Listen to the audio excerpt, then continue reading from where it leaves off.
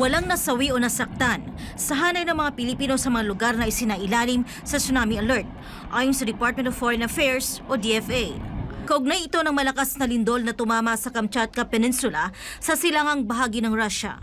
Umapela ang DFA sa mga Pilipino sa abroad na patuloy na sumunod sa mga abiso ng embahada at konsulado. Ayon kay DFA Assistant Secretary Robert Ferrer, kabilang sa mga lugar na apektado ng tsunami alert ang eastern coast ng Russia, Hawaii, New Zealand at west coast ng Estados Unidos kung saan maraming Pilipino ang naninirahan. Gayunman, bumaba na ang alert level sa mga nabanggit na lugar at wala ng banta ng panganib. Sa Kamchatka Peninsula, 7 Pilipino ang naitala ng DFA na naninirahan doon. Agad na nakipag-ugnayan ang ahensya sa Embahada ng Moscow at Konsulado ng Vladivostok upang tiyaking ligtas ang mga Pilipino sa lugar.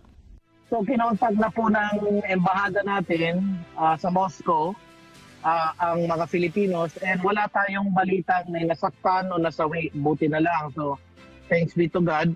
And then meron tayong consulate sa Vladivostok which is close na to Kamchatka Peninsula. Tiniyak din ng DFA na may nakahandang tulong at 24/7 na suporta para sa mga Pilipino sa mga apektadong lugar. Sinabi ni Ferrer na aktibong minomonitor ng DFA ang kalagayan ng mga Pilipino sa buong mundo, lalo na tuwing may sakuna. Basically, wala na po yung danger. Pero our DFA is 24/7 naman, minamanmanan yung ating mga Filipinos all over the world.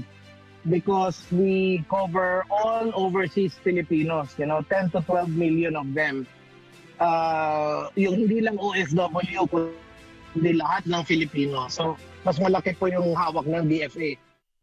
Pinayuhan din ng DFA ang mga Pilipino sa abroad na bisitahin ang opisyal na Facebook pages ng kanilang embahada o konsulado para sa mga mahalagang anunsyo at emergency hotline numbers. Sa kabila ng lindol at tsunami alert, ligtas ang ating mga kababayan. Patuloy ang pagbabantay ng DFA para sa kanilang kaligtasan saan mang panig ng mundo.